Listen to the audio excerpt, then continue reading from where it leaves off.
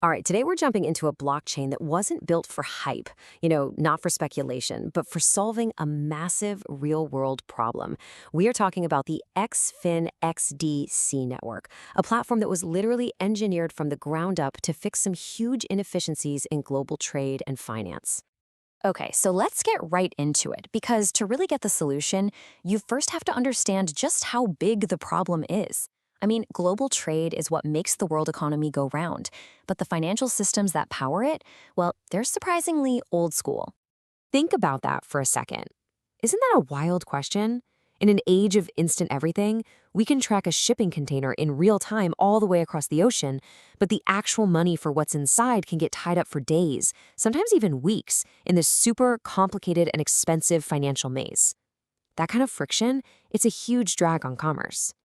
And here's the breakdown of why. The system we have now is just this tangled mess of middlemen, and every single one adds more time, more cost, and more complexity. So cross-border payments end up being super expensive, settlement takes forever, and if you're a smaller business, good luck getting the financing you need to trade internationally. It's a system that's just begging for an upgrade. Now, you're probably thinking, wait a minute, isn't blockchain supposed to be the answer to all this? And, well, yeah, in theory. But the first-generation blockchains, like Bitcoin and Ethereum, they came with their own huge set of problems that just made them a non-starter for global enterprise. What's so wild about this is just how big the gap is. I mean, look at this. Businesses on a global scale need thousands of transactions a second, not 7. They need payments confirmed almost instantly, not in an hour. And they absolutely need sustainable, cheap operations, not crazy high fees and gigantic energy bills. The two just didn't match up. And this just puts a giant exclamation point on the sustainability issue. The amount of energy that proof-of-work blockchains use is, honestly, it's just staggering. For any technology to really be adopted globally, it just can't use more electricity than entire countries. It was a complete non-starter for any serious business application. So the challenge was pretty clear, right? How do you get all the good stuff from blockchain, the security, the transparency, without all those massive bottlenecks? Well, let's take a look at Shinfin's pretty unique answer: the hybrid blockchain. So the easiest way to think about this is like this. Imagine having a super fast, super secure corporate network, like an intranet, for all your sensitive stuff. But, and this is the key part, it can also safely and transparently connect to the public internet whenever it needs to. You really get the best of both worlds. You get the speed of a private network and the trust of a public one. And this right here is the engine that makes the whole thing hum. The network uses a system called XinFin Delegated Proof of Stake, or XDPoS. You can think of it like a republic instead of a pure democracy.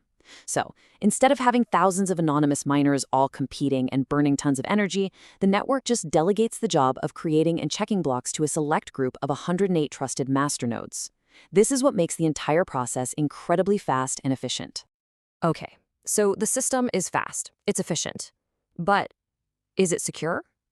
Let's look at how they baked security into the core of the network. Because let's be real, if you're going to handle global trade finance, you have to be absolutely rock solid.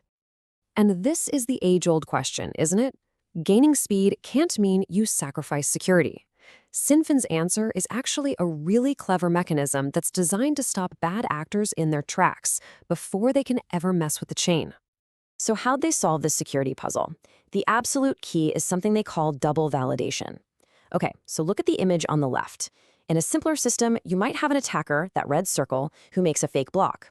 If the very next person in line to check it is also a bad guy, they could approve it, and boom, that fake block is on the chain. But now look at how XinFin does it on the right. The first validator makes the block, but then the network demands that a second, totally random masternode also has to sign off on it. As you can see, that second check catches the bad block. This makes it almost impossible for attackers to team up, and it means invalid blocks get tossed out before they ever become a problem. Okay, so we've established we've got a fast, efficient, and super secure technology. But so what? How does this actually fix the real-world headache of trade finance that we talked about at the beginning? This is where it all comes together. The XDC network is the backbone for platforms like TradeFinex. So imagine a small business in one country that needs money to operate. They can list their deal right on the platform. Then financiers from literally anywhere in the world can see that deal and fund it directly using a smart contract. The whole thing, from getting the money to settling the deal, is digitized and happens almost instantly on the XDC network. It just cuts out all those slow, expensive middlemen we talked about. So let's zoom out for a second. What this all represents is a pretty major shift in what blockchain is and what it can actually do.